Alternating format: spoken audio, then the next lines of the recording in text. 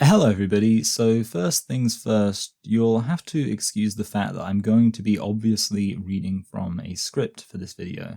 Of course, for the past few years, I've been doing almost entirely unscripted reaction videos to trans activist content. I really enjoy making those types of videos, and enjoy it even more so now that I've recently started just live streaming wholly unedited reactions and interacting with my chat a lot more. However, at the same time, for as long as I've been making reaction videos, I've had trans activists in my comment section accusing me of missing the point and not engaging with the content in good faith. Honestly, I can understand why people might get this impression. You see, the videos I respond to are frequently very poorly structured and often jump around from point to point with an argument that can only be disentangled with some effort. So what you end up with is me just responding to singular isolated points in a way that might appear to miss the overall point of the video. Now, I think that this is entirely about how things seem. In reality, I engage with every point that a video makes when I respond to it, and any argument therein has been thoroughly debunked by the time I get to the end of my reaction. However, it might not seem like that due to the absence of an essay-like structure. What I should do is clearly state a video's argument and then explain how the video fails to make this argument well, and that requires scripting. So this is the first of what I intend to be a retrospective on the videos I've reacted to, where I will simply explain what points the video is making and why these points are argued poorly. Admittedly, I've not made things easy for myself out the gate by picking the 5.5 hour long series by Caelan Conrad to break down in this manner. And I realize that by trying to condense the arguments of Caelan and address them as efficiently as possible, I'm opening up the door for an inverse accusation from that which my channel has previously fostered. Heretofore, my channel has been accused of addressing every single individual little point in a way that misses the wider argument. But I could imagine here, somebody might see the runtime of this video, which I hope to be substantially less than 5.5 hours, and speculate that I must not have fully addressed Caelan's argument in its fullness. Fortunately, if this is a concern of yours, then you have 3 viable options to redress this concern. The first is of course to watch Caelan's video. If you think that I've misrepresented Caelan or missed out a key argument of Caelan's, then you can simply comment below where I made a claim about Caelan's argument, how this is a misrepresentation, and then cite the portion of Caelan's video that proves this point. I assure you that I've not intended to misrepresent Caelan at all, so anybody pointing out how I might have accidentally done so would be doing me a service. Now, the other option would be to watch my lightly edited response video series that I've already done, or if you want to really go crazy, you can watch my full unedited livestream reactions to Caelan's original series and see how I responded to every single point in real time. All 3 of these options should have a corresponding link in the description below. On the subject of things below, please do hit the like and subscribe button if you like this video. Also, share it around. This video took more effort than my typical videos, and I'm very proud of it. I'd like to produce more videos like this going forward, but I'm also responsive to things like analytics, so if you'd like to see more videos like this, then do your best to promote this with the algorithm. This video essay is made up entirely of points made in my initial reaction videos, which means that for every point I make, you will be able to find a corresponding statement from Caelan in these reaction videos. This also should put to rest the idea that my reaction video format prevents me from fully addressing Caelan's point. I address Caelan's point in its fullness. The only function of this format is to make Caelan's point slightly more coherent so it can be easier to see how easily debunked it is. With that said, what is the point of Caelan's video? What's the goal? Because I want to stress that I'm not here to debunk trans activism generally. In fact, if you are the world's biggest advocate for trans identity out there, then that might not necessarily present an issue, because all I'm hoping to do here is debunk Caelan Conrad's video. That's it. And this video has 2 key goals. The first is to argue that the gender critical movement is a cult, so obviously I will be addressing every argument relating to that. The second and much more broad point is to argue that the gender critical movement is conservative, reactionary, and bigoted. Interestingly, there isn't any real attempt to argue that the gender critical movement is incorrect about reality. This is why I say that actually, regardless of your opinions on the gender critical movement, you may agree or disagree with the points I make here. Anyway, let's jump into the video.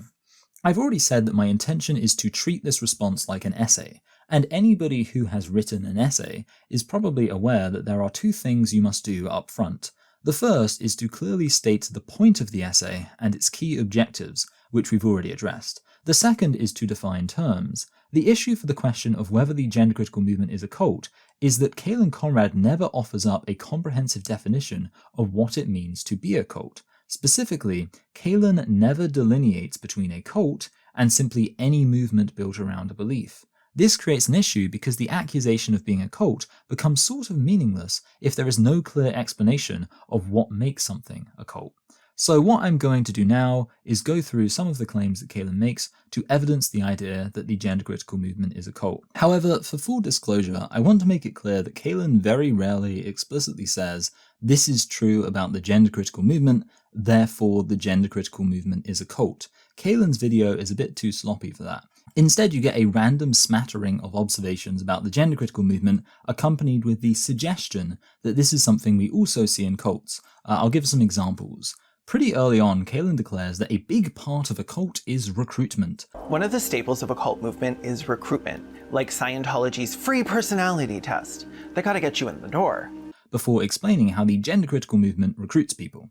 Now, I'm pretty sure you can see the issue here.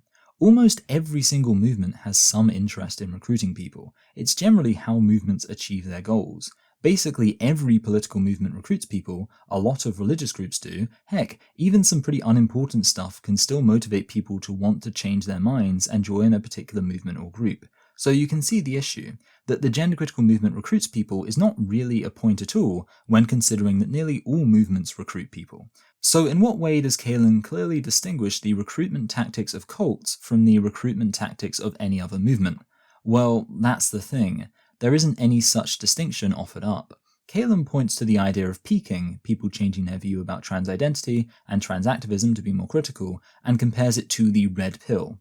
Peaking is analogous to radicalization or red pilling, the process through which someone becomes radicalized into the alt-right. However, really peaking is no more like the red pill than it is like anything else. It's simply a particular term used to describe people changing their minds. Obviously, it's pretty silly to act as if somebody changing their minds is in some way unique to a cult. This also leads to the question, are all religions cults? Because most religions have some concept of being born again or enlightened due to a pivotal change in belief or worldview. Now, to be fair, maybe Caelan does believe that all religions are cults. Some people do, but we don't know, because Caelan, in a 5.5-hour video about whether something is a cult, never bothers to define what a cult is. My question to anybody who watched Caelan's video and thought it was well argued would be, how does Caelan define a cult? What does Caelan consider to be a cult? You can't answer these very relevant questions because Caelan doesn't address them. Much later on in the video, Caelan asserts that all cults believe in the idea of an end times where they will be validated. Everyone who hangs out on the fringe of reason and science thinks they are going to be proven to be right eventually. That all of this won't have been for nothing, and that'll show us. Everyone who doubted them, that'll show all of us, won't it? There is a heavy implication that since the gender critical movement also tends to look forward to a day of eventual future vindication, the gender critical movement must also be a cult. Now, this is one of the more obvious cases of the need to explain why this makes a movement a cult in contrast to other movements. Again, there is a question of whether this makes all religions cults, because plenty of religions believe in an end times where the righteous believers of the movement will prevail. However, more generally, this is again true of seemingly every major political movement. In fact, it's so ubiquitous in political movements to take for granted the eventual success of said movement that we even have a special term for bucking this trend. Black pill. Most people, however, aren't black-pilled. Most people believe that in the end their movements will prevail, the gender critical movement included. On the subject of political movements, Francis Fukuyama even wrote a whole book called The End of History, which has the central premise that as liberal democratic capitalism spreads, it will solve all conflict and result in global harmony, with human society arriving at its final form and history functionally ending. However, let's leave liberal democratic capitalism to one side for a second and bring up the fact that Caelan pretends to be a Marxist. Of course, Marx famously argued for a succession of different economic systems which would ultimately culminate in communism. So literally every single communist must also be part of a cult then, because they believe that in the end they will prevail. You can see the issue. But just to make the hypocrisy inescapable, after Caelan spends a while deriding the gender-critical movement as cult-like for the shared belief that the gender-critical movement will ultimately succeed, Caelan then just casually and entirely unaware of the irony presents how Caelan thinks the future will play out, which shockingly consists of the gender-critical movement crashing and burning and the trans activists being victorious. I wonder how culpability will be met out when it's all said and done, when this blatantly fringe bias-fueled reaction to wider trans inclusion is named for exactly what it is: hatred and propaganda. It's almost as if nearly all movements believe that their victory is highly likely and something to be hoped for and anticipated, and it actually doesn't serve as any indication of a movement being a cult, unless Caelan's take is actually that basically every single movement that isn't black-pilled is a cult. Okay, one more example. Caelan claims that members of the gender-critical movement reinforce each other's beliefs. The physical participation of a cult is unnecessary. What matters is their ability to connect, reinforce each other's beliefs. This is presented in a very sinister way, as if it's another indication of the gender-critical movement being a cult. Again, it's never stated in explicit terms because Caelan never bothers to actually make an explicit argument for the gender-critical movement being a cult, in a 5.5-hour video about gender-critical movements being a cult. However, this is a pretty easy point to debunk. Basically every movement will reinforce each other's beliefs to some degree. I mean, what is Caelan doing with this video if not reinforcing the beliefs of others who wish to view gender-critical people as a dangerous and threatening cult? Now, to be fair, Caelan does offer up some slightly more substantial associations with cults when describing the gender-critical movement, but to continue being fair, these associations at best apply equally to trans activism and often don't even apply to the gender-critical movement at all. For example, Caelan makes the point that cults often involve hierarchies. And it is the people who profit from this ideology who sit at the top of the cult's hierarchy, as they have the most power in reshaping reality and disseminating talking points. The issue is that the gender-critical movement really isn't hierarchical at all. Caelan makes reference to the people at the top, but who those people supposedly are is anybody's guess. I can only speculate as to who the people at the top might be. It could be the high-profile gender criticals like J.K. Rowling, or the academics like Kathleen Stock, or heck, maybe it's even the content creators like me. None of these people seem to be meaningfully in a hierarchical position at the top in the way that Caelan implies, but until Caelan stops being so vague about this application, there's really not much to say.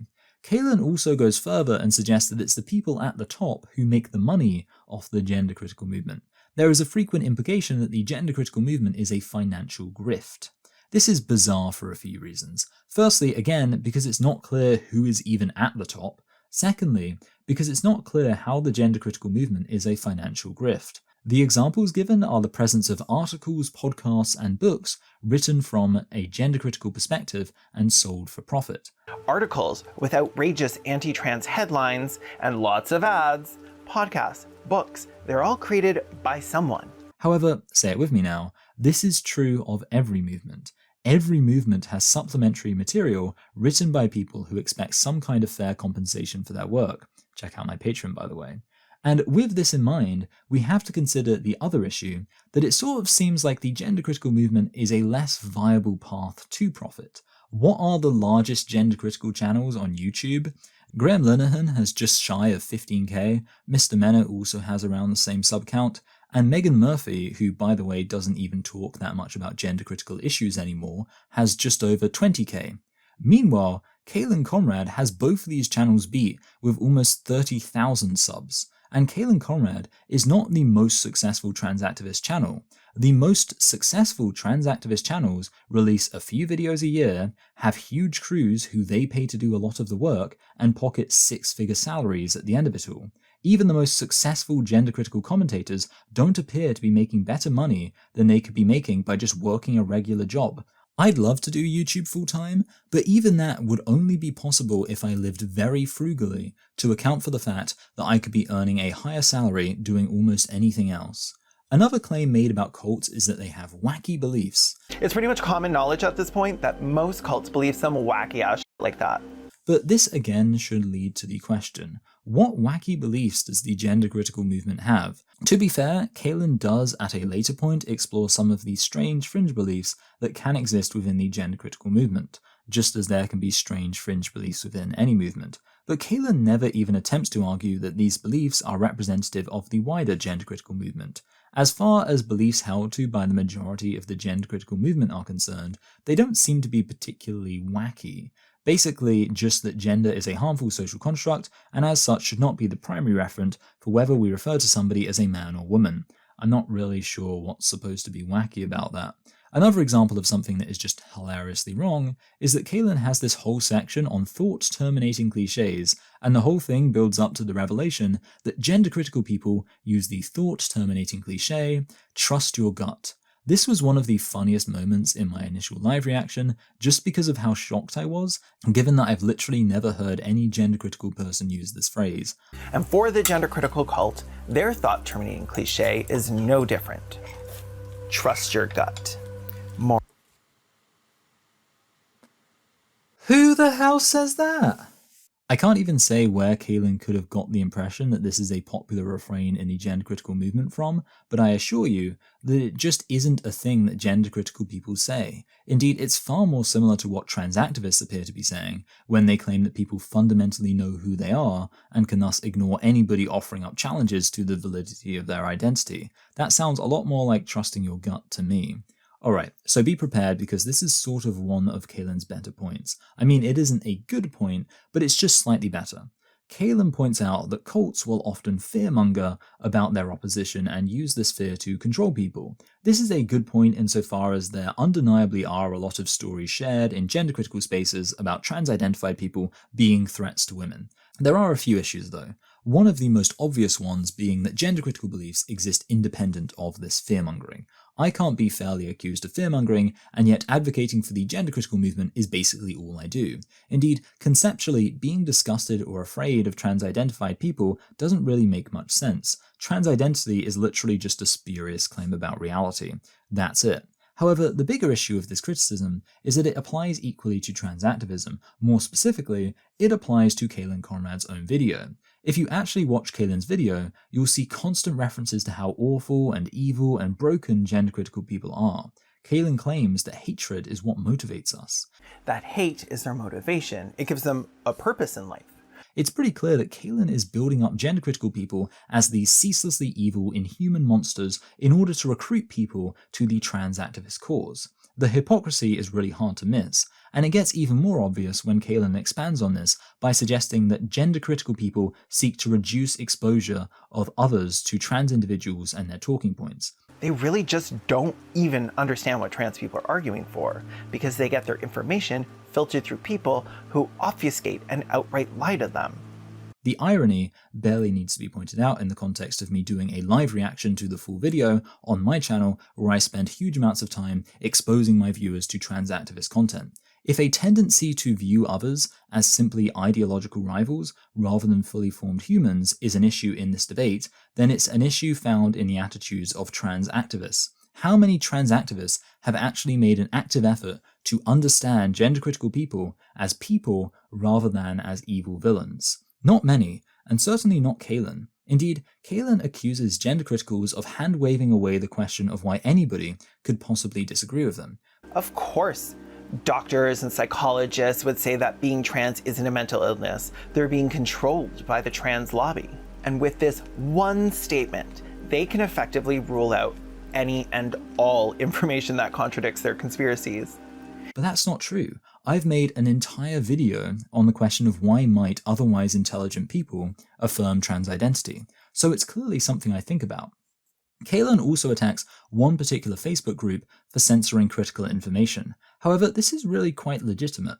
In any movement, there are going to be some groups that exist for rigorous debate, and some groups that exist for hanging out and venting. This is a good system, and I would expect everybody to have spaces where they can vent and talk without having to worry about somebody trying to force a debate. I'm perfectly happy for trans activists to have spaces where they just vent or chat, and I wouldn't have a problem with not being allowed to debate them and present challenges to their beliefs. The presence of these spaces isn't a problem. The problem emerges when these spaces exist because the movement as a whole is not receptive to criticism. And this is where it needs to be pointed out that the gender critical movement is the side that makes response videos and asks for one-on-one debates. Meanwhile, the trans activist side is the side of #NoDebate, and Caelan Conrad has outright refused to engage with any of my content. Moreover, Caelan actually refuses to engage with key gender critical talking points in this very video. In conclusion, the argument for the gender critical movement being a cult is very spurious due to the lack of clear definition of what makes something a cult. For almost every single point made about how the gender critical movement behaves, you can make the counter that these points are very spurious, and if they are used to demonstrate that the gender critical movement is a cult, then we would have to conclude that huge numbers of other movements are also cults, including the trans activist movement. In the future, Caelan would thus do well to define these contentious terms more clearly and make sure to consider, when making an argument, the implications of consistently applying the argument across the board. I mentioned that Caelan Conrad refuses to engage with key gender-critical points, so I just want to point out that Caelan Conrad refuses to address the question of whether trans women are women. I'm just so tired of circular arguments about whether trans women are women, so I will not be arguing that trans people's identities are valid. I will not be giving them what they want. Now this, on the surface, is fine. People can make a video about whatever they want. There is one slight issue, which is that a lot of the questions about whether the gender critical movement is justified hinges on whether trans women are women. If trans women are women, then excluding them from women's spaces would be misogynistic and wrong. But if they aren't women, then it would just be tautologically defensible. Of course, women's spaces should be for women. However, even this isn't too much of an issue. It's fine for somebody not to address the central and most important claims of a movement when discussing that movement. The only issue I have is that Caelan Conrad seems to want to pretend that this isn't what's happening. Caelan doesn't want to admit to refusing to discuss the core claims of the gender critical movement in favor of discussing a much more peripheral consideration of whether the movement is a cult. Instead, Caelan argues that avoiding the question of whether trans women are women is a principled and proper course of action because the question isn't being presented in good faith, but is instead a dog whistle. It isn't until you've learned the true meaning of a dog whistle that the intentions of the person using it becomes clear. Now this obviously isn't true. The analogy I made initially was that this is equivalent to a Christian apologist claiming that the atheist claim that God doesn't exist isn't worth addressing because it's just a dog whistle.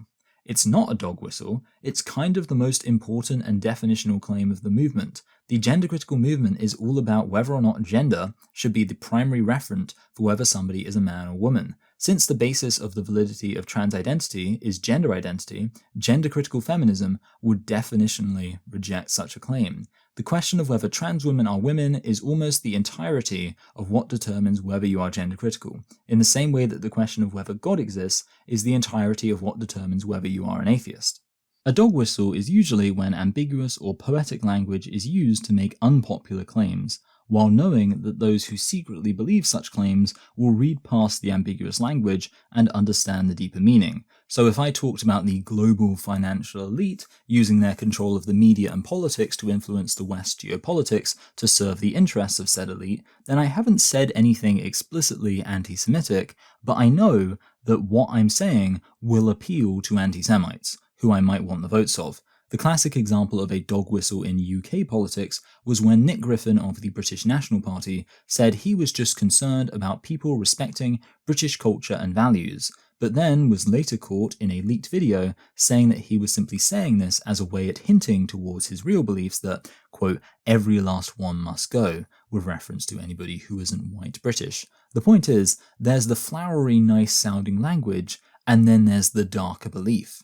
The problem with arguing that this corresponds to the belief that trans women aren't women is that such a belief is the darker belief in the view of contemporary society. It's not as if respectable mainstream newspapers are referring to Eddie Izzard by male pronouns. Indeed, if the question of whether trans women are women was a dog whistle, then what we would expect to see is that the moderate public-facing parts of the gender-critical movement would make that a central part of their rhetoric, while the ideological core of the movement would show no regard for that question at all, and instead talk about the actual beliefs of the gender-critical movement. I mean, that's how it works with other groups that use dog whistles. However, the reality is the exact opposite. The moderate public-facing parts of the gender-critical movement barely talk about the question of whether trans women are women at all. J.K. Rowling, to my knowledge, has yet to even come out and explicitly say that trans women aren't women. Nobody in the media is saying such a thing either. Conversely, in the case of the ideological core of the movement, it's literally one of the central things we talk about. If you're going to argue that whether trans women are women is a dog whistle, you would have to explain why I, somebody with only a few thousand subs, is constantly talking about that question, while somebody like J.K. Rowling, who is at the forefront of popularizing the gender-critical movement to the general public, barely mentions the question at all. Of course, the reality is that this can't be explained away, because the actual explanation is that whether trans women are women isn't a dog whistle, it's our central point, and the point that has to be addressed to refute the gender-critical point of view. So why didn't Caelan Conrad just be honest? Caelan could have said, I know that one of their main questions concerns the validity of trans identities, but I want to talk about the structure of their movement and their secondary beliefs instead. But no. Instead, Caelan claims to be avoiding the dog whistle and getting to the more important point.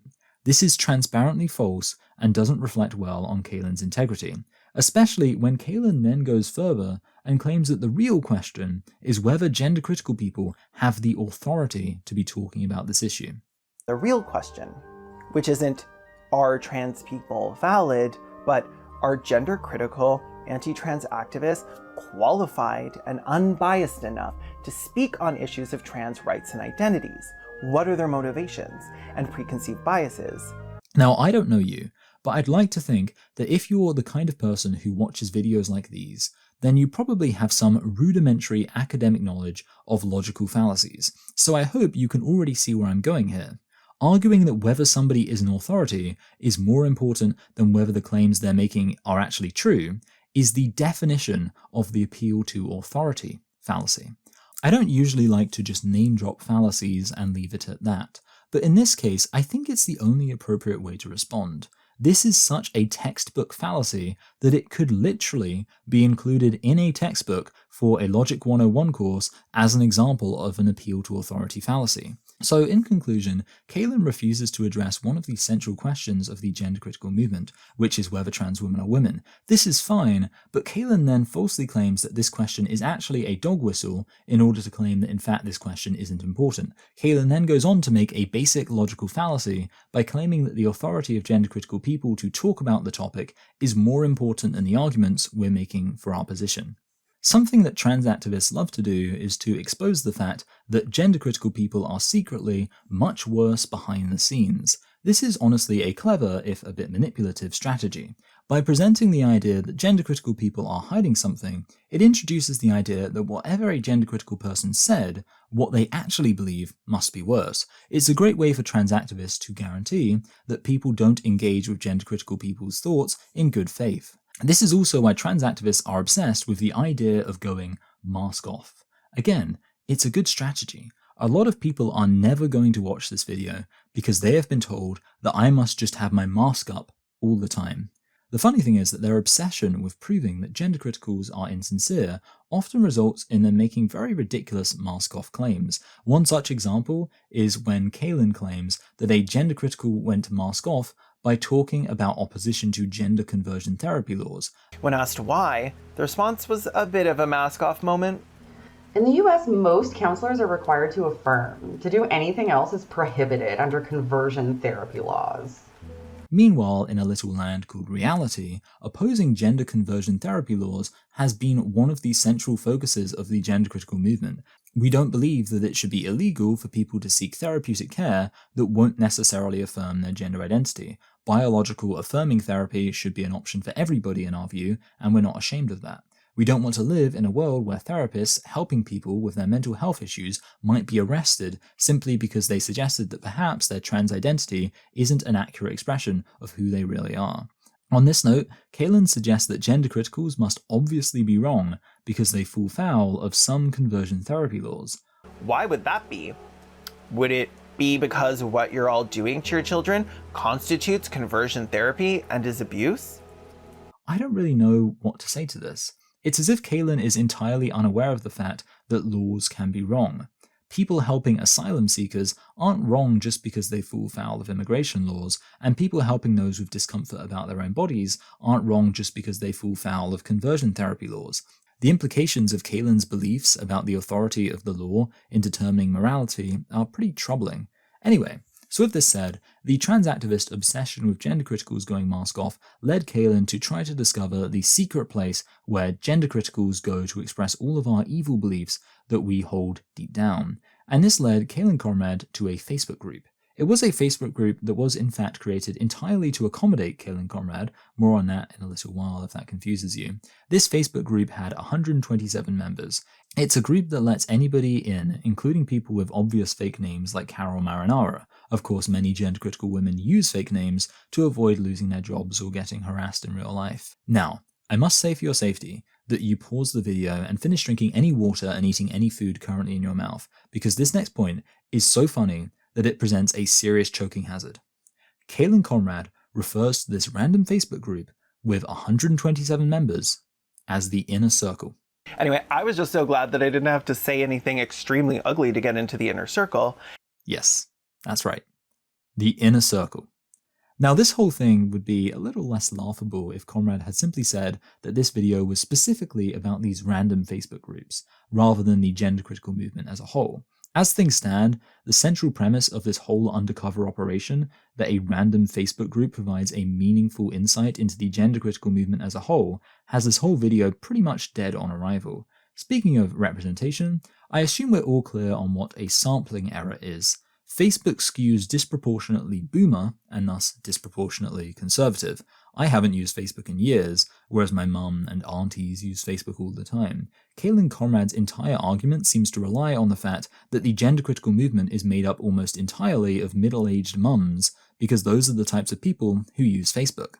Meanwhile, the wider gender-critical movement does have plenty of boomer parents, but also many younger people who tend to be radical feminists, socialists, lesbians, gays, and bisexuals. The relationship between these two groups, who might often disagree on a lot of other issues, is actually quite complicated. Also, on this note, I'm not meaning to suggest that all young people in the movement are leftist radicals, nor that all older people in the movement are centrist moderates. However, it's certainly ridiculous to act as if the entire movement is made up exclusively of the types of people who would be likely to populate a Facebook group. But it is true that one of the most prominent gender-critical feminists, J.K. Rowling, is a centrist middle-aged mum, perhaps much like the type of person you'd find on your average gender-critical Facebook group. But do you know who convinced J.K. Rowling to become gender-critical by her own admission? Magdalene Burns, a young socialist activist and lesbian radical feminist. It's very silly to act as if the gender-critical movement is represented more by people like J.K. Rowling, when the impact of people like Magdalene Burns is undeniable. Now, while taking the politically moderate gender-critical feminists on Facebook as representative of the entire movement is pretty silly, Caelan actually goes further at one point and seems to imply that the Tumblr in Action subreddit is a wing of the gender-critical movement. Which is how I found posts on two subreddits, Kotaku in Action and Tumblr in Action. If you're to look at these subreddits now, they are just entirely transphobia. The Tumblr in Action subreddit is a conservative, anti-feminist subreddit who would be far more likely to mock a radical feminist than stand beside them in their fight for women's sex-based rights. Hilariously, Caelan actually criticizes the Tumblr in Action subreddit for posting random screenshots to condemn entire movements without appreciating the wider context of what that movement stands for. It's important to note that these posts were almost never from any notable activists or icons. They were not shown to be emblematic of any group as a whole, pretty much ever.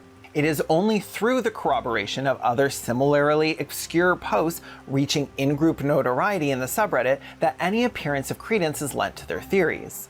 The irony seems on the surface quite palpable, but perhaps Caelan would argue that the beliefs of the gender-critical movement actually do justify why it's valid for Caelan to post random quotes from obscure Facebook groups to evidence accusations made against the wider gender-critical movement as a whole. So Caelan Conrad claims that the gender-critical movement is a cult. As we've already seen, Caelan doesn't do a very good job defining a cult. But what about gender critical? Does Caelan do a good job defining gender critical so we can know what the movement is that's being described? Of course not. At this point, I'd like to move on to addressing Caelan's broader political criticisms of the gender critical movement, so we do need to define what it means to be gender critical. I've always said that the gender critical movement can be thought of with a broad definition or restrictive definition. Both definitions involve different ways of interpreting the literal phrase gender critical. But before interpreting gender critical literally, let's just define gender. Gender describes the roles and expectations associated with being a man or woman. Alternatively, gender is basically everything that being a man or woman can mean, aside from the basic reality of non-mental biological reality. Basically, what we're talking about here is masculinity and femininity. So the first and broader definition would be to say that people who are gender critical are those who are critical of gender only insofar as it functions as a way of defining somebody as a man or woman. So if I say that I'm a woman because I perform the social role of a woman, then this person would reject me defining myself as a woman by this logic. The second and more restrictive definition is that people who are gender critical are those who are critical of gender in general as a concept. In other words, the whole idea of masculinity and femininity are unhelpful social constructs that should be opposed. Now, we shouldn't need to define the word critical, but unfortunately, Caelan doesn't seem to know what the word critical means. At one point, Caelan conflates racism with being race critical. He was very race critical. His goal was to start a race war, seemingly unaware that to be race critical would be to be critical of the idea of race itself. I can't imagine many racists are critical of the idea of race, personally. Similarly, Caelan also conflates homophobia with being sexuality critical. or those you might call sexuality critical, anti-gay activists. But again, being sexuality critical would mean being critical of the concept of sexuality. So just for Caelan's benefit, when you are critical of something, you aren't a fan of that thing. Gender critical feminists aren't fans of gender. And for me, the second, more restrictive definition is the better definition for describing gender critical beliefs as a movement. The former definition is too broad to encapsulate a movement that would include people like Matt Walsh alongside J.K. Rowling, who publicly criticized Walsh on Twitter, and Helen Joyce, who described Matt Walsh as part of the problem. They're really not in the same movement. He's a very conservative Catholic. He's somebody who's anti-abortion, he says feminism is the worst thing that's ever happened to Western civilization, etc., etc. And I don't think he understands, in fact, I'm certain he doesn't understand, that makes him part of the whole problem. Because the problem, and it's visible all through the film, is that both conservatives like Matt Walsh and gender ideologues that he's mocking, fairly, completely fairly, both believe that gender stereotypes and gender roles are inherent to what it is to be a woman. One side uses them to define what a woman is. Matt Walsh thinks that they're inseparable. He understands that a man is a male person and a woman is a female person, but he thinks a whole load of things follow from that, about who's in charge, who makes the sandwiches, whose voice gets heard, and all of this sort of thing. Now, with this said, there is one part of Caelan's criticism of gender-critical politics that is very easy to ignore, and this is the criticism that gender-critical people reject gender non-conformity. This is, of course, easy to ignore because it is definitionally wrong. Conrad describes parents who have plans for their kids based on them being boys or girls. Afraid because that trans person their child is claiming to be is really a sickness trying to hurt their baby, trying to destroy all the carefully laid out plans they had predestined for their child. But a gender-critical person wouldn't have such plans, because for a gender-critical person, all being a boy or girl would mean is being biologically male or female, and there'd be no expectations beyond that. There's also stories of parents attacking their daughters for not shaving. If she still has hairy armpits when it's time for the wedding, just tell her you're not sure if pets are allowed in, too. Which is, again, simply not gender critical. This accusation is as meaningless as attacking socialism because some socialists are privately controlling the means of production. Well, sorry, but definitions are definitions, and if they're privately controlling the means of production, then they're not socialists. Caelan points out that some people in gender-critical groups might attack trans-identified males for failing to perform traditional femininity. They immediately began commenting on her outfit and appearance, comments like, A real woman would have coordinated her outfit with the others. They may make fun of trans-identified males for being hairy or not acting feminine, and of course this is a problem. But again, it's a problem with these people not actually being gender-critical. Definitions aren't negotiable. If you're condemning somebody for being gender non-conforming, then you're not critical of gender. There's a rather interesting bit in Caelan's video where Caelan speaks positively about finding out that gender and sex are two different things, and how this helped Caelan on a journey of self-discovery. There have been many moments in my life where I wondered if I was a trans woman, but learning about gender and its distinction from sex actually made it clear to me that I wasn't, and that I didn't need to be one or the other. Caelan seems entirely unaware that this is a gender-critical belief. By Caelan's own admission, gender-critical ideology would have been conducive to Caelan flourishing when growing up.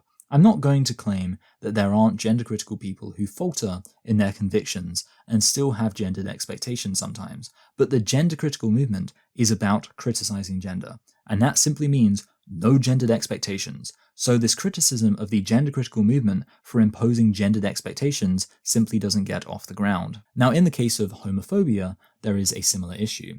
Heteronormativity is a facet of gender. The expectation that a biological female should be in a relationship with biological males is just as much of a gendered expectation as that a biological female should shave her legs and wear makeup.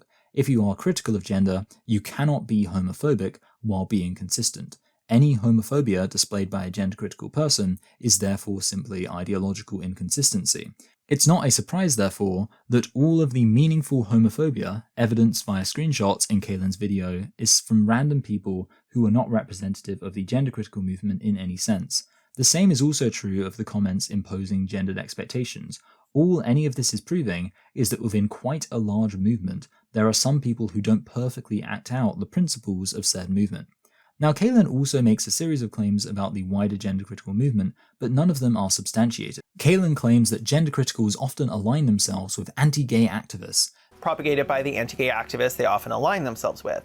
This seems to not be true on the surface, but even if it's to any extent true, it's certainly not on the actual point of their anti-gay activism. J.K. Rowling might send love to anti-gay activist Caroline Flack, but isn't going to endorse her anti-gay activism. She might have started a charity with notable philanthropist Baroness Nicholson, but she has never endorsed Nicholson's opposition to gay rights. And even if one wants to object to her association with these people at all, there's the fact that this is one gender-critical person and her relationship with a couple of anti-gay activists, hardly a basis for claiming that we often align ourselves with anti-gay activists more generally. Caelan also claims that the gender-critical movement is mostly straight. The reason why gender-critical people as a group are so detached from the realities of gender and sexual minorities, like gays and lesbians, is that they're mostly straight. Weirdly, Caelan then admits that most movements are mostly straight because most people are straight. I mean, most groups are mostly straight. And then doesn't even argue that the gender-critical movement is anomalously straight. So this claim from Caelan appears to amount to nothing. However, it does seem to me at a glance like the gender-critical movement is anomalously non-straight. Certainly a disproportionate number of men in the gender-critical movement are gay, with many people assuming that I must be gay, because so many men who talk about this issue are. Indeed, I mentioned Mr. Menno and Graham Linehan earlier as examples of two of the most subscribed gender-critical channels, and if you bear in mind that Artie Morty is a near-constant guest on Graham Linehan's livestream, then you could say that across these two channels you have the three most subscribed gender-critical men on YouTube, and two of those three are gay. Now, I could continue speculating, but it's worth noting that Caelan kind of tacitly admits that the gender-critical movement is anomalously LGB. See, Caelan claims that one of the main strategies of the gender-critical movement is to appeal to trauma as a result of homophobia. The trauma they seek to exploit in people in order to manipulate them is usually trauma stemming from sexual or domestic violence, misogyny, or homophobia. Now, here's the thing. If a movement wasn't mostly LGB, why would appealing to trauma stemming from homophobia be the go-to strategy to increase growth? It seems like the gender-critical movement must be pretty gay if we can say, yeah, a big part of our strategy to change people's minds is to speak to their experiences as same-sex attracted individuals. Now, that was a very minor cell phone from Conrad, which I have presented here to prepare you for what is about to come. See, Caelan wanted to, I guess, prove that the gender-critical movement is homophobic, so decided to post something homophobic to a gender-critical space under the name of an alter ego. So Carol needed to be a bigot. Since that meant I was going to have to say some bigoted things, I figure it best to be bigotry I've personally experienced. So Carol became a slightly to very homophobic Catholic mom to a non-binary child. According to Caelan, this is what happened when Caelan tried to post something homophobic on a gender-critical Facebook group. I got about the response I expected. A bunch of people called out my blatant homophobia, quite rightly.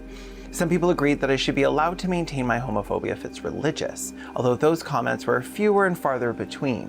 What I did get was an invite to join another group. This one smaller, more blatant in its ideology and tactics. The kind of gender-critical group that you might not like if homophobia bothers you. Scrolling down through the group, I noticed a post explaining that this was a brand new group that Darlene herself had created. Because of me. Well, because of Carol. So there you go, there was a huge amount of condemnation, with only a few people not defending Caelan's homophobia, but simply saying that Caelan should be allowed to vent without being shut down for the homophobia. And all of this then led to somebody creating a Facebook group specifically for Caelan, where homophobia would not lead to being dogpiled. So notice, the gender-critical movement is so anti-homophobia that you will get dogpiled for being homophobic. Now yes, there are some people who think that this kind of purity politics is bad, so they will apparently create groups to accommodate people who have unpopular opinions such as homophobia. However, homophobia is apparently such an unpopular opinion that no such group had been created until Caelan showed up. By all accounts, Caelan was the first homophobic person to post in any of these groups. I don't think anybody could have asked for a better counter to the claim that the gender-critical movement is homophobic than this. We are so anti-homophobia that a select few people have to create tiny private niche spaces where your homophobia will be tolerated, but most likely such spaces wouldn't even exist if it weren't for trans activists coming along and pretending to be homophobic in an embarrassing attempt to prove some kind of point. So as far as trying to claim that the gender-critical movement on the whole is homophobic, we're done. Caelan has buried this argument 6 foot under in a titanium coffin weighed down with lead. I will literally appeal to this anytime anybody accuses the gender-critical movement of being homophobic, and we should all remain thankful to Caelan for the service done here in giving us the perfect counter to anybody claiming that the gender-critical movement is homophobic.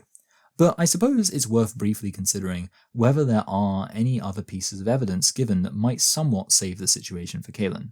So firstly, Caelan points out that there's a book which is quite popular amongst parents that's all about detransitioning. Now, I personally haven't heard of this book before, but apparently it is endorsed by some homophobic people, and the author herself is a homophobic Catholic woman. Long story short is that it's a book that is clearly not gender critical in itself, but some gender critical people have been apparently able to get some use out of it as a self-help book for detransitioning. Now, apart from this, Caelan attempts to argue that the LGBT Alliance, a gender-critical organisation for lesbians, gays and bisexuals and their allies, is homophobic. Now, apparently Caelan is currently working on an epic takedown of the LGBT Alliance, which I'm sure we're all anxiously awaiting. But in the meantime, here is the evidence of their homophobia offered up by Caelan. Firstly, they apparently oppose conversion therapy bans. Leaders of the organization have come out against banning conversion therapy for LGBT people. However, they actually support conversion therapy bans for same-sex attraction, but just not for gender identity. So this isn't homophobia, especially since they've also pointed out that many of the most destructive conversion therapy practices are already illegal in the UK anyway. Secondly, they apparently oppose gay marriage, calling into question whether LGBT people even need to have equal rights, like same-sex marriage. However, in reality, they were simply saying that for many same-sex attracted people, marriage isn't that important. They at no point expressed opposition to people having the legal right to marry those of the opposite sex. Thirdly, they apparently called bi people straight. Or calling bisexual people straight. However, all you have to do to counter this is actually read the screenshotted tweets. All the tweets say is that when bisexual people are in relationships with members of the opposite sex, it isn't necessarily appropriate for them to enter spaces and communities that exist to affirm relationships between people of the same sex. They don't call bi people straight, and they don't call them anything negative. They simply argue that same-sex relationships need affirmation in our current society in a way that opposite-sex relationships simply don't. Finally, Caelan really focuses on this point about some members of the LGBT Alliance insisting that the technical definition for different types of sexual assault should be used accurately in keeping with British law.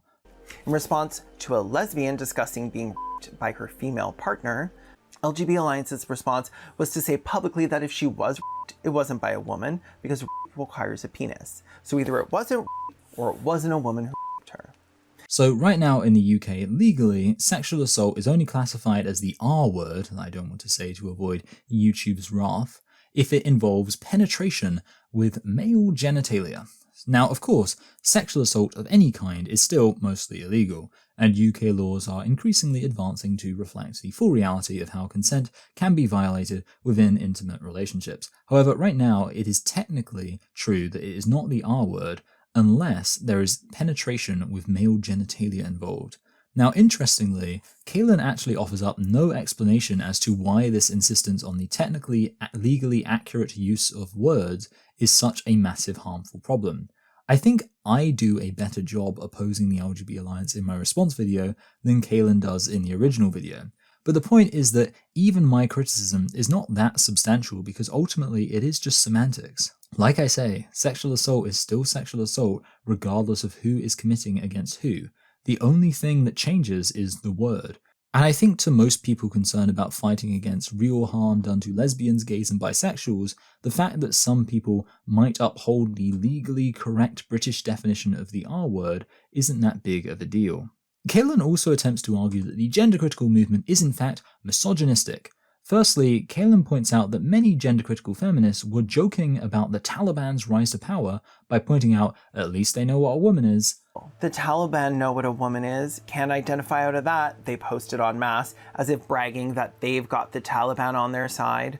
For some reason, this was under the racism section of Caelan's video instead of the misogyny section, which I think has to do with a combination of the facts that Caelan isn't very good at organising points, and also that I guess Caelan just assumes that non-white women aren't women, so put all of the stuff relating to non-white people under the racism section.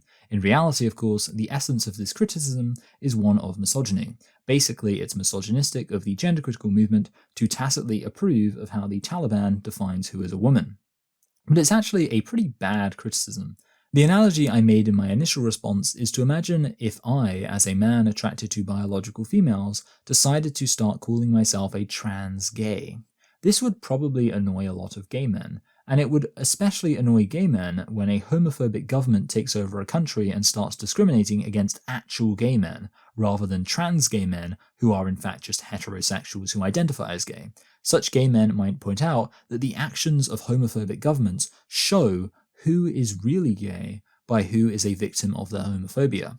This is part of a larger idea that women are defined by their oppression. I've made a whole video about this before, but the short story is that since patriarchy and misogyny are the oppression of women, we can look to patriarchy and misogyny as indications of who is a woman.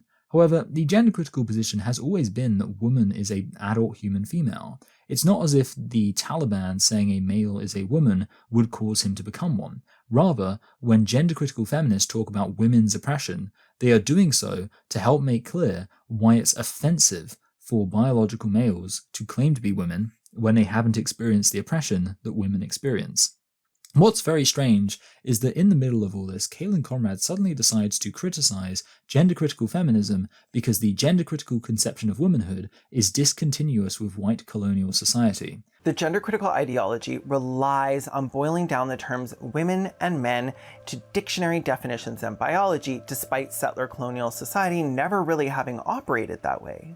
But why is it a problem that white colonial society never operated that way, Caelan? Why are you appealing to the operations of white colonial society as a referent for how it makes sense to understand the world? How is that any different from gender-critical feminists doing the same thing about the Taliban? Seems a bit like deep down you know that how patriarchy operates is relevant to how it makes sense to understand terms currently. Anyway, so now we get into the more ridiculous arguments for misogyny. The first is the obvious and tedious claim that if you argue against or criticize women, that must mean you're misogynistic. The biggest hypocrisy of them all, the absolute blatant misogyny and disregard for women with dissenting opinions. This is despite the fact that in other contexts, such as discussing why LGBT and non-white people might be part of the gender-critical movement, Caelan concedes that it's possible for non-white people to affirm systems of white supremacy.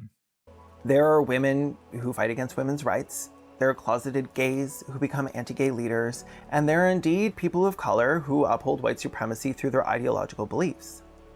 So, Does it not also make sense to say that women can affirm systems of patriarchal oppression, and wouldn't it be appropriate to criticize such women? Even the criticisms that I would say stray into the territory of needlessly cruel insults still aren't misogynistic. For an insult to be misogynistic, it would have to be attacking women for being women. Caelan's most ridiculous claim is that the term handmaiden is misogynistic. This term was devised solely to invalidate a woman's opinion and her worth in the conversation, effectively attempting to silence her for participating in the conversation at all. It is hurled at women and women alone with vitriol and disgust. That term is handmaid or handmaiden. Firstly, as already pointed out, it's possible for people who belong to a group to still work against the interests of said group, so why not have a word to describe women who work against the interests of women? Caelan seems to just object to the choice of word itself, but this is very confusing. Caelan concedes the origin of the word is in the idea of handmaidens being basically female servants, with the obvious implication being that women who advocate for the patriarchy are assuming such a role. But then Caelan also points out that nowadays the term is associated with the handmaid's tale, and therefore argues that the term is now more offensive because of how the handmaids were treated in the fictional world of Gilead. The whole thing is frankly ridiculous and not worth considering in detail. So apart from the above issues which relate directly to gender identity, there are also some other accusations made by Caelan which relate to the politics of the gender critical movement more generally. Firstly, Caelan asserts that you can't be a leftist and transphobic. Some liberal cis women who previously considered themselves allies. I say liberal and not leftist because I don't really think you can be a leftist and transphobic. Sorry.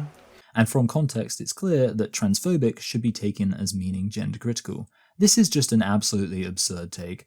I don't really see how a focus on the relevance of biological sex would contradict Marxist materialism.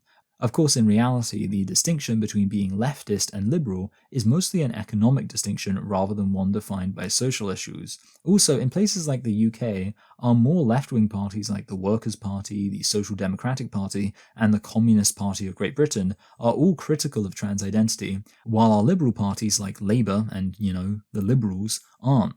It's pretty clear that Caelan is just very ignorant here as to the history of both leftism and gender-critical activism. Caelan also claims that gender criticals insist on immediate, unassailable evidence of any association with the conservative right whenever called out on being associated with the conservative right. When the movement is accused of being platforming and working with white supremacists, racists, homophobes, ableists, and misogynists, they balk. They demand immediate and unassailable evidence, although they have no such standards for themselves. However, this simply isn't true. I would be perfectly happy with any evidence, but I just prefer that this evidence spoke to an actual meaningful association between the gender critical movement and the conservative right. Now, I don't deny some association between the gender critical movement and the conservative right. It would be ridiculous for me to try to deny that. Rather, I've actually made a 2-part video series before explaining why there might be some association, but I'll briefly present it here for the record. Somebody who is gender critical is likely to have been a progressive left-wing person who eventually hit peak trans, where they realize that the mainstream of the progressive left is wrong about trans identity. Now, after having realized this, it is likely that many gender critical people will go on to be more critical of the progressive left going forward, because they've come to the conclusion that the progressive left can be wrong on a big issue before. Conversely, somebody who isn't critical about trans identity is far more likely to basically agree with the mainstream progressive left on everything, so they have less reason to challenge and think critically about other mainstream progressive left talking points. As far as they're concerned, the progressive left is just right about everything. The consequence of this is that, of course, the progressive leftists who are critical of some of the aspects of the mainstream progressive left are likely to have a few other areas where they might agree with the conservative right. It's not that big of a deal. Basically, as soon as you step outside of the political binary, you're likely to find yourself making alliances with those on the right, and you sort of have to be okay with that if you want to be a free-thinking adult. Okay, so Caelan Conrad actually dedicates a lot of time to the suggestion that the gender-critical movement is racist. Now, part of this is just repeating the idea that gender criticals are misogynistic because they argue with and disagree with women. Washing your penis! So you got all your penis around it! Gender critical feminists also might argue with and disagree with non-white people, so this therefore apparently makes them racist. Of course, this is ridiculous. Caelan also implies that it's uniquely objectionable to accuse a survivor of sexual assault of being an apologist for sexual assault. Saying this Filipino-Canadian sounds white, accusing a survivor and anti-activist of being a filthy apologist. Even though, again, Caelan has already acknowledged that it's possible for members of a particular group to engage in behavior and activism for causes that ultimately go against their own best interests. And there are indeed people of color who uphold white supremacy through their ideological beliefs. So why couldn't a sexual assault survivor be an apologist for sexual assault? You may be wondering, why is this included in the racism section? Shouldn't this be in the misogyny section too? Yep, I agree, but I just wanted to include it here because Caelan includes this under the racism section, presumably again because the sexual assault survivor in question is a non-white woman, and Caelan doesn't think of non-white women as women, and therefore characterizes all discrimination against them not as misogyny, but rather as racism. Caelan's more specific examples of gender-critical racism are even worse. Special attention is brought towards two statements from gender-critical feminists. One compares J.K. Rowling favourably to Rosa Parks, which... do racists tend to view Rosa Parks as a favourable comparison? I think J.K. Rowling will be spoken of like Rosa Parks, refusing to give up her seat on the bus. The other quote claims that racists aren't worth bothering about and should just be ignored. This was a faceless, nameless stranger on the internet. Why did they care so much? If it was like a politician or someone who worked in a public school, I kept bringing attention to it, but they got trolled so hard and expended so much energy into just nonsense that objectively didn't matter. Yes, very racist take. Also, at a separate point, Caelan includes verbatim this massive quote from Busy Bryn, which basically amounts to a condemnation of moderates. It's arguing that moderates are actually some of the worst people because they back what they know to be wrong, mostly out of fear, with the often flimsy justification that they just don't want to rock the boat. They want to be polite. They prefer a negative peace where injustice continues to exist but simply without conflict, rather than a positive peace where injustice is actively opposed. You have a moral obligation to speak out against this injustice. If you do not, you are complicit. You're afraid someone will call you transphobic because you are frightened of a word? You willingly allow children to be poisoned and cut up? How will you explain yourself when thousands of mutilated children grow out of their dysphoria, 80% do, and ask why you allowed this to happen? My conscience is clear. I've been sharing information about this issue for months. If you didn't read it, that's on you. But don't you dare pretend you didn't know, because we both know the truth. Now, you may notice that this sentiment is mirrored in a famous quote by Martin Luther King, where he condemns the white moderate.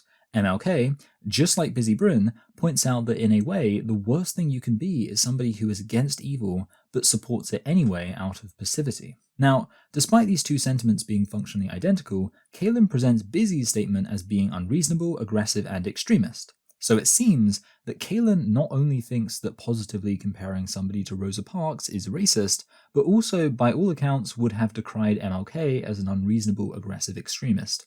Now, Caelan is able to make some criticisms of the gender-critical movement without accidentally doing a racism. However, this isn't to say that the criticisms overall get much better. For example, Caelan claims that it's racist for a white person to claim to identify as a Native American.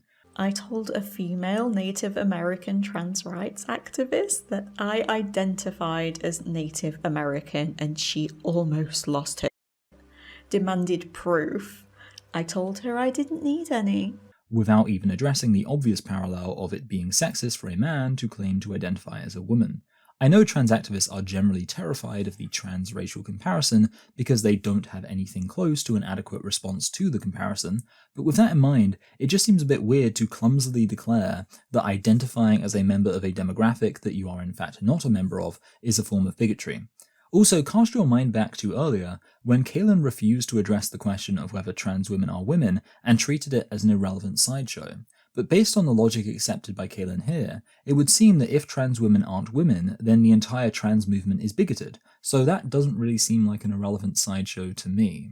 Apart from this, there are a few opinions attributed to gender-critical people, which some people might not like, but are pretty reasonable claims. The first is the idea that many misogynists will use the attacking of white women as a cover for being misogynistic, because of course that way they're not attacking women, but rather attacking white people. God, the hatred of heterosexual white women is out of control. The current woke rhetoric is unbearable. We are stupid, bigoted, entitled, racist, ugly, dangerous/violent by virtue of our existence. Ditto the BS about white feminism. The term Karen is an obvious example of this. It's a way to attack women as hysterical, which is a pretty misogynistic trope, but then is excused by much of the progressive left because it's directed at white women. I can understand why many women might not be okay with seeing women being labelled as hysterical and unreasonable, and this not being called out as sexist because some man had the bright idea to clarify that the woman he is attacking is white. Another point was a woman declaring that multiculturalism should not be used as a means for defending sexism with the justification that it's just a particular group's culture. I think multiculturalism is impossible because religions are mostly used to control women. When cultures hurt women, they need to be destroyed. It's a pretty simple point. Sexism should be opposed the world over and shouldn't be tolerated under the guise of multiculturalism. This is hardly a racist sentiment. Caelan's main criticism of the gender-critical movement as racist is actually a criticism of white feminism. Caelan's main point is that white feminists don't put enough focus on the way that race intersects with patriarchy, and non-white women often have it worse than white women.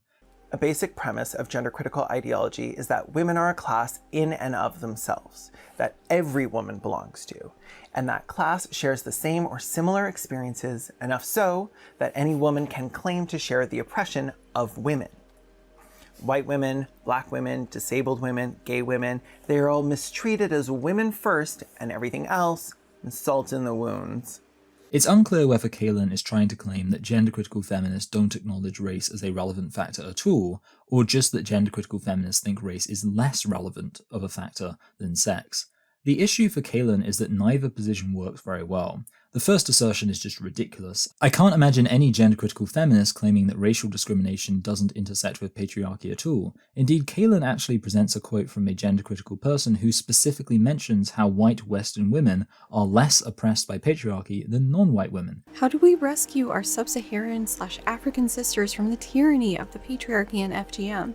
What are we marginally less bound sisters going to do? So I guess we have to assume Caelan can't possibly be making this point. The issue is that if Caelan is simply arguing that gender-critical feminists put less focus on race than they do on sex, then we have to ask, why is that a problem? I mean, there's also the fact that there's nothing about gender-critical beliefs that would mean not putting focus on race. It's entirely possible for somebody to simultaneously believe that race is a more significant nexus of oppression, and also that gender is not an appropriate referent for whether somebody is a man or woman. There is no contradiction there. But let's be generous and just assume that Caelan is right and the gender-critical movement as a whole does consider sex-based oppression to be more significant than race-based oppression. Why is that necessarily such a big issue? Moreover, if you're going to say that it's racist to prioritize sex-based oppression over race-based oppression, then how is it not sexist to do the reverse? The whole thing is basically a fallacy of relative privation at its best. If you're going to characterize women as racist for focusing on women's issues over racial issues, then are environmentalists racist for focusing on environmental issues over racial issues? This is why intelligent people who actually want political discourse to be productive understand that not every single person is going to put maximum focus on whatever they consider to be the most important issue. Now, as a final point, Caelan actually admits that even trans activists will often claim the oppression of trans people as a collective while ignoring race as a relevant nexus of oppression. Like a white, non-binary person like me living in a major city in Canada saying we're being murdered when almost all murders of trans people are poor women of color, it's not a reflection of my reality. Plenty of times trans activists will talk about violence against trans people, and white trans-identified individuals will often portray themselves as victims of the entirety of anti-trans oppression, without consideration for how that oppression can be, in reality, variable along racial lines. With non-white trans-identified males in the global south, especially working in prostitution, being the greatest recipients of anti-trans violence. But still, white middle-class trans-identified males working in cushy white-collar jobs will talk about anti-trans violence as some collective thing. How is that any better than some gender-critical feminists apparently failing to appreciate how women's oppression can be worse for some women? You may have noticed that this whole section on racism really isn't going very well for Caelan. Not to imply that the rest of the video is particularly promising either, but this section is just really bad. So with that said, I'd like to announce with some degree of fanfare what I'd consider to be maybe Caelan Conrad's best point of the video. I'd like to give credit where it's due, and I want to present Caelan's best argument now, because I'm honestly starting to feel a bit bad about how few good arguments Caelan makes. So let me present Caelan's best argument. Megan Murphy criticised the publication of a story about anti-Indigenous discrimination because it was close to Canada Day, and then liked a comment implying that there was some kind of conspiracy theory around the timing of the article being published. Megan Murphy took the time to write a post about how she disliked how the media was framing the situation, lamenting about how most people wanted to celebrate Canada Day, but the Prime Minister bowed down to hashtags that condemned celebrating a country that would do this. So the reason this is a pretty good point from Caelan, relatively speaking, is that Megan Murphy is obviously a significant person in the gender-critical community, and certainly complaining that a focus on racist discrimination in Canada's past is taking away focus from a day of national celebration is pretty dismissive of racial injustice. Moreover, the idea of suggesting that talking about racial injustice is a conspiracy is pretty objectionable, and Murphy liked that comment. Now, I almost want to give Caelan this tiny little W just out of generosity, but I do at least, for the sake of honesty, need to slightly undercut this W. Firstly, Megan Murphy has come to be regarded as much more on the periphery of the gender-critical movement.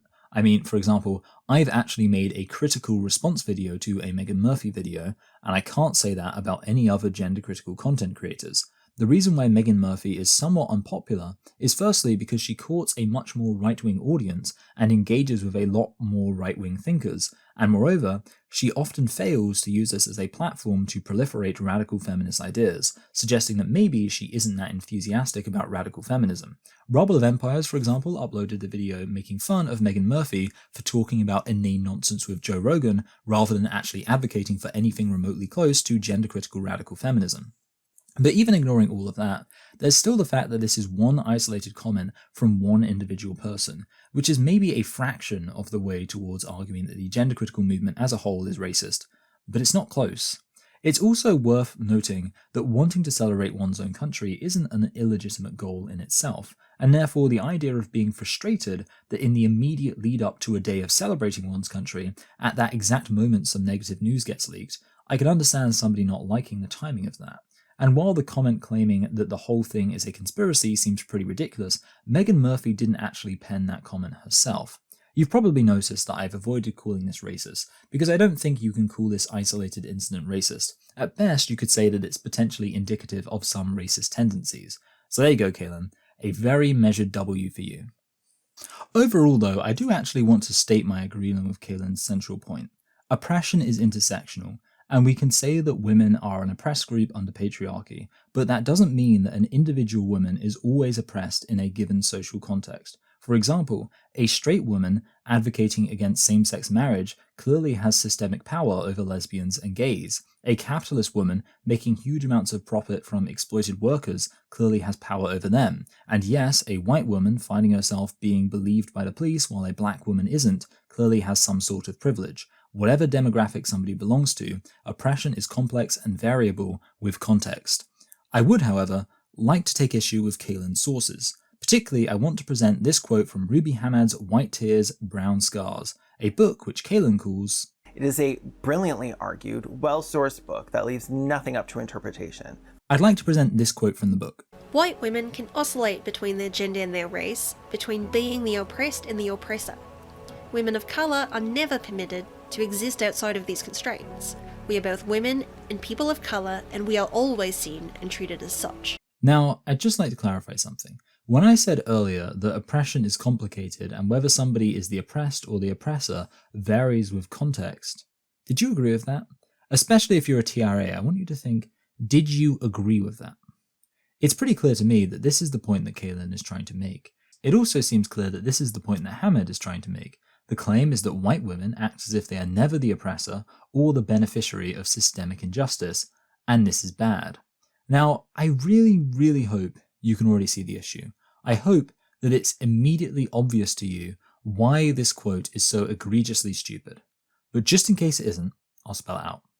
If the objection is to women who act as if they can never be the oppressor or the beneficiary of oppressive systems, then how is that any different from what Hamad is doing in claiming that non-white women are never permitted to exist outside the constraints of being non-white women, and are always seen and treated as such?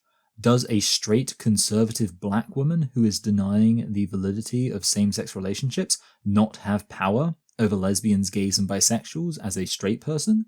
Does an incredibly rich black woman who makes huge amounts of money off the exploitation of the working class not have power over the workers as a capitalist? The answer is clearly yes, and herein lies the issue. Any criticism of white feminism for failing to appreciate how sometimes white women can be beneficiaries and perpetuators of systems of oppression applies equally to Hamad's book. Honestly, in my view, this is the stupidest moment in the video. It's the stupidest moment in the video because neither Hamad nor Caelan realize the hypocrisy of this quote.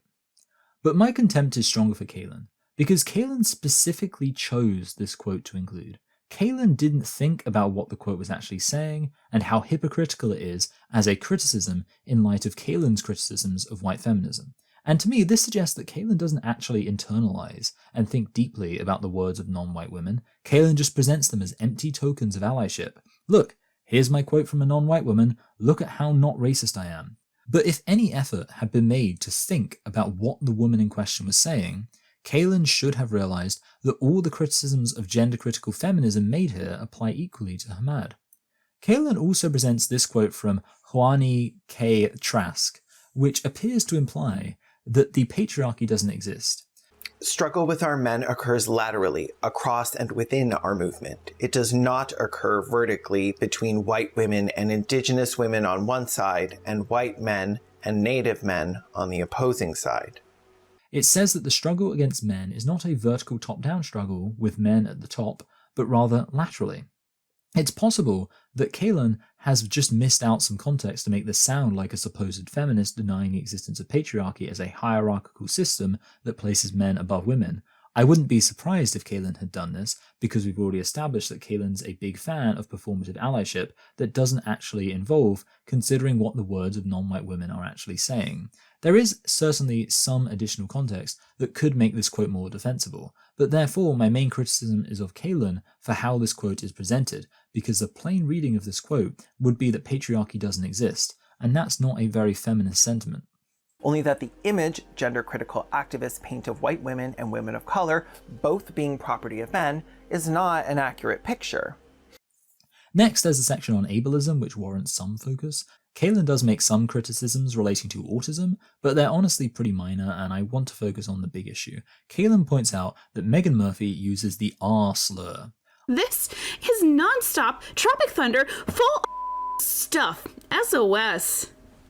This is the header of a group that Kelly J and Megan Murphy are in. I'm using the word R-slur for YouTube reasons, but I'm sure you all know what I mean. Now, I could fall back on my point that Megan Murphy is pretty peripheral in the gender-critical movement, but I'd rather make a different point about why the R-slur is offensive. As I see it, there are two reasons one might object to the R-slur. The first would be because one finds the meaning of the word offensive in itself. And the second would be that the word is just arbitrarily designated as offensive regardless of meaning. So most slurs fall under the former category, because entailed in their meaning is an insult. The reason the N-word is offensive is because it's an insult that makes reference to somebody being black. The reason why the F-slur is offensive is because it's an insult that makes reference to somebody being gay. It's not as if we could simply choose another politically correct way of insulting somebody for being black. The very idea of insulting somebody for being black is the issue.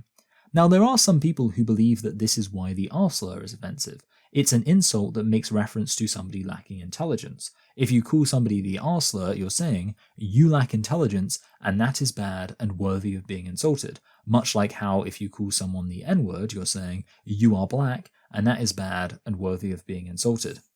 Of course, if this is why the R-slur is offensive, because it's insulting somebody for lacking intelligence, then we'd have to say that all the other words with equivalent meanings are equally offensive, so idiot and stupid would be objectionable too.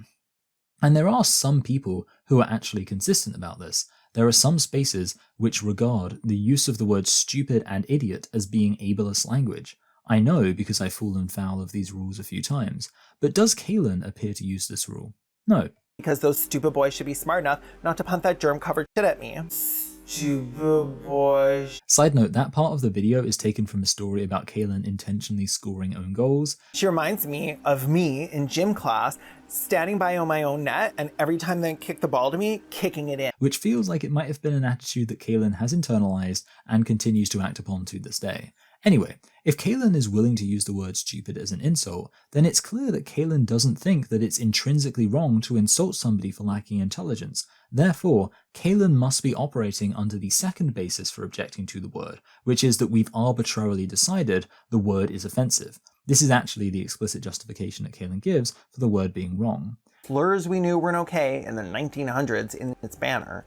Now, this is fair enough, but it's important to bear in mind that a lot of people are quite resistant to the idea of words arbitrarily being declared to be offensive, and it shouldn't be too surprising that gender-critical people, who spend a lot of time opposing language policing, are also resistant to such arbitrary declarations. Ultimately, there are three separate attitudes one can have towards the r-slur, putting aside for 1 minute the question of whether they ignore the word to avoid antagonizing YouTube. The first would be to reject the word as an insult for those lacking intelligence and avoid using it alongside avoiding the use of any other insults that have equivalent meanings. The second would be to go along with the fact that there are some words that are arbitrarily viewed as fine ways to insult those perceived to be less intelligent, while other words are considered unacceptable. And the third option would be to say that if we as a society are generally going to accommodate insulting people for lacking intelligence, then it shouldn't matter what specific words we use, and it isn't a big deal if you call somebody the r-slur every now and then. In my opinion, all of these points of view are quite defensible in their own ways, so I don't even need to disown anybody for using the r-slur. I don't think it's that big of a deal. Right, so we're finally done with the section on supposedly morally objectionable beliefs in the gender-critical movement, and I have to say that it wasn't that impressive. However, there is one more ace up Caelan's sleeve. Unfortunately, this is one of those rare card games where aces are low. Caelan's final objection is that the gender-critical movement is rife with conspiracy theories like anti-vax stuff and transhumanism conspiracy theories. This mRNA DNA altering experimental treatment that across the world they want every single person in the world to take this mRNA treatment. They are calling it a vaccine, but it's not. If your DNA is altered, you are no longer human. So beware. The transhumanist thing, have a look into that. Now to this, I want to make a pretty simple point. Certain beliefs might appeal to or overlap with conspiracy theories, but that doesn't make the beliefs wrong. Here's an easy example. I'm sure that we can all agree that black civilizations had some incredible accomplishments throughout African history. Clearly, this is not a false belief. However, if you started a group to celebrate this reality, it's very likely that this would appeal not just to the reasonable people who of course believe that black civilizations have histories worth celebrating, but also those who believe that Alexander the Great was secretly black and the Olmecs are actually lost African explorers. I'm sure if you infiltrated a pro-black history Facebook group, you'd eventually find some Nation of Islam members who believe that white people are actually a genetically engineered warrior race created by the biblical prophet Jacob. So the belief must be wrong, right? I mean, it's clearly attractive to some pretty wacky beliefs, so I guess it must therefore be true that black civilizations didn't achieve anything. Of course not. That a belief might be associated with some conspiracy theories by some enthusiasts for that belief is an irrelevant point. It's also worth noting that if you reject beliefs that have associated conspiracies, then you're basically limiting yourself to the most milquetoast centrist liberalism, and nobody wants that. Because here's the thing, imagine somebody who believes that the US is basically good, and hasn't really done anything wrong internationally, and the democratic systems of the United States are ultimately effective. I think it's unlikely that such a person would believe in very many nefarious conspiracy theories at all. But does that make this belief accurate? Does this mean that the US is a basically good place that doesn't have any major issues simply because that's a belief least likely to lead to conspiracy theories? No, of course not. Now, conversely, remember that Caelan pretends to be a Marxist. So if you're a Marxist looking at history, you're probably a lot more critical of the US, not just domestically, but also certainly internationally. You probably believe that there are nefarious reasons behind the US's involvement in many wars. You believe that people behind the scenes engineered these wars while fully aware that it would lead to millions of unnecessary deaths. You're also probably aware of Operation Phoenix and Operation Condor, where the US directly facilitated the torture of left-wing dissidents in Latin America and Southeast Asia. You're perhaps convinced that Kennedy was assassinated by the CIA because he refused to go along with many of their imperialist ambitions, such as invading Cuba. You're maybe a little bit skeptical about some of the news reported about the West's geopolitical rivals, especially communist regimes. You might believe that the US has actually fabricated reasons to go to war, and that 9/11 was an inside job. So if we follow Caelan's logic that you can criticize a movement for having conspiracy theories associated with it, then what are we going to do? I, for example, believe that Kennedy probably was assassinated by the CIA, which is usually regarded as a conspiracy theory, but I think it's quite a reasonable conspiracy theory considering what other kinds of things have gone on in the US government. But I'm also aware that my belief about this would put me in the company of people who believe in some much wilder stuff that I don't.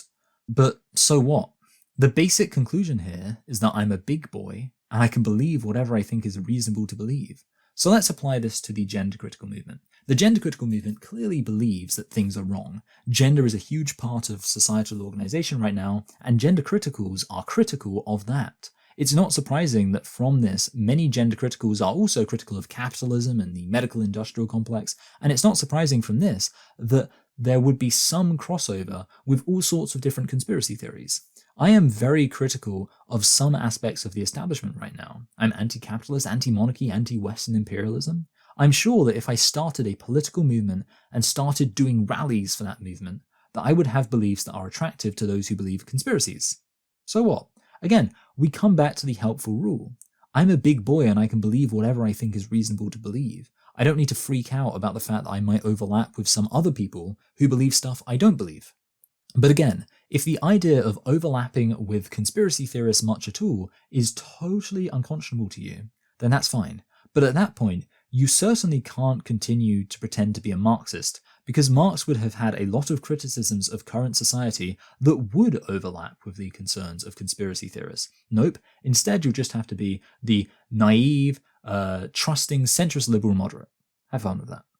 I get plenty of messages and comments from people who love my content, telling me to cover all sorts of conspiratorial ideas, and I tend to not really engage with these comments and messages because it's not really my scene. It's not something that I believe in or agree with, but it's never made me worry that my beliefs are wrong. Just like it's never made me worry that my Marxism is wrong, just because I'll occasionally see the odd Marxist who believes that the moon landing was staged to discredit the USSR. I recognize why it is that my beliefs might overlap with that person, while also being able to recognize why we disagree. Okay, so we're in the home stretch now, and I want to cover a few smaller issues that have to be dealt with somewhat in isolation. The first point is that Caelan briefly addresses the gender-critical criticism that trans identity is transing away the gay, which is to say causing otherwise gay-identifying people to instead identify as straight.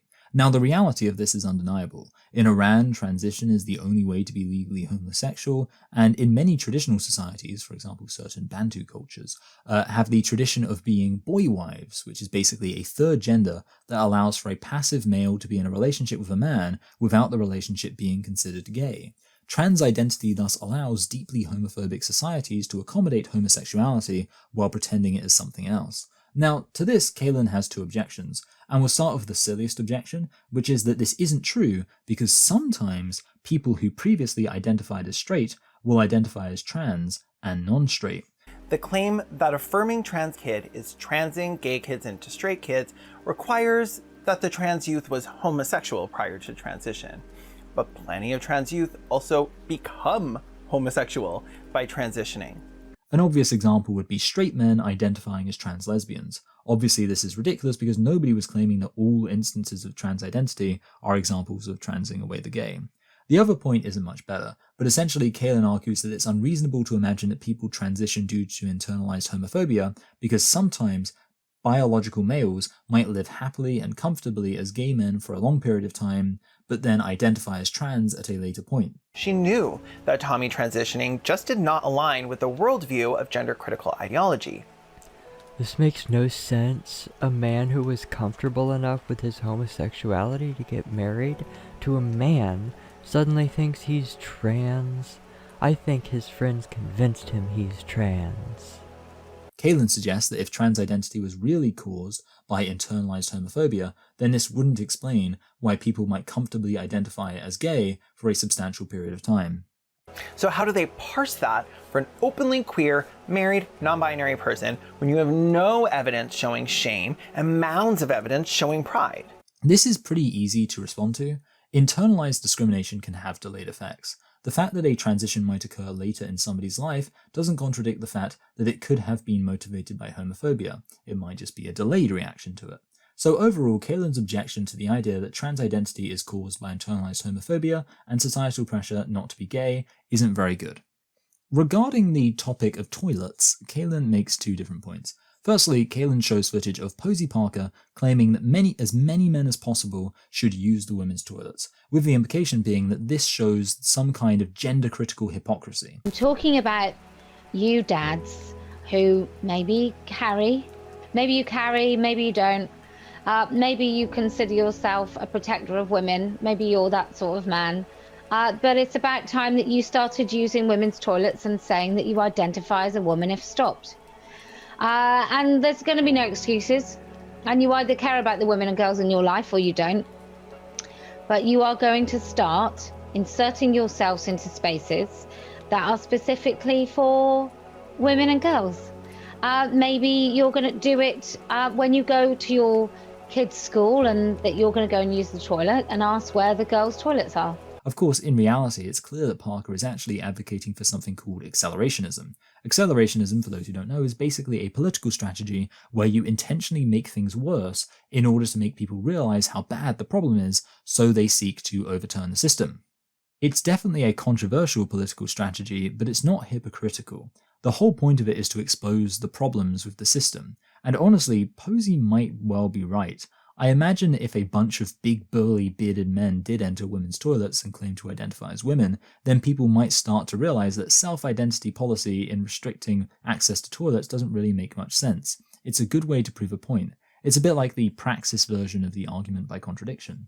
Now, aside from this, Caelan brings up the classic argument of whether gender-critical feminists would like trans-identified females in their toilets. Do you want men who look like this to use the women's room? Well, gender-critical people do. To this, I have a few responses.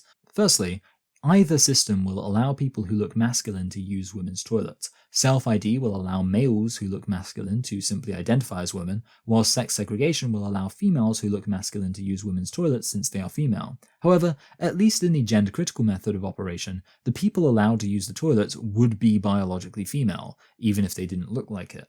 It's also likely that most of them would be shorter and weaker due to muscular skeletal features of female biology that can't easily be surgically altered. Strict segregation across a diverse population can't necessarily be enforced perfectly. However, Caelan would have to make an argument that the imperfect system of sex segregation is in some way inferior to the far more imperfect system of segregation by self-identity.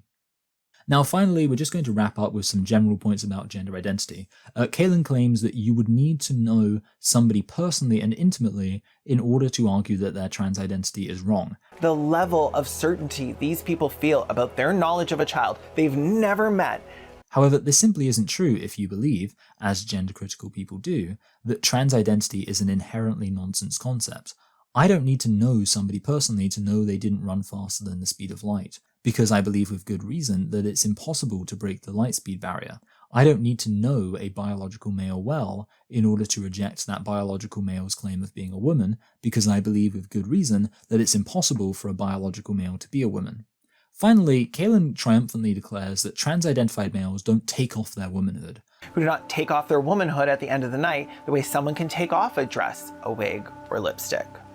I'm not sure what point Caelan's trying to make, but it's rendered incomprehensible when the term woman hasn't been defined in any sense, and thus it's not clear to me what womanhood would even be. Caelan might as well take any gibberish word and declare that people don't take that off either. I mean, maybe they don't. You'd have to explain what you mean by that. And that's not even getting into the fact that I'm not sure what conceptually it would mean to take off womanhood. Whew. Anyway, it's time for a conclusion. I'm not sure how long this video has ended up being, but I hope it was worth your time and mine. I tried to make the points clearly and time efficiently, but I didn't want to sacrifice the cogence of my arguments to try to meet some arbitrary time limit. Caelan ends the video with an appeal to the viewers wherein Caelan tries to stress that there is a way out of the gender-critical movement. I suppose I should do the opposite. There is a way into the gender critical movement and out of trans activism. It's really quite simple. Challenge everything you're told, and only believe that which makes sense and is well argued for. Don't believe something because of emotional manipulation, because you're told that believing it will save lives, or that the people who disagree with it are evil cult members. Believe what you believe because you have good reasons to believe it, and ask yourself if you have good reasons to believe that biological males can be women. If you'd like to continue exploring that question, then by all means stay subscribed to trans activist channels, but perhaps subscribe to mine too to see the other side. And that goes for everybody else as well. Please do like, subscribe, comment, hit the bell, all of that. And you can also give on Patreon. Finally, when you see this video, I will be away for a while, so this video will have to tide you over. Thank you for watching, and it's greatly appreciated that you took your time to do so.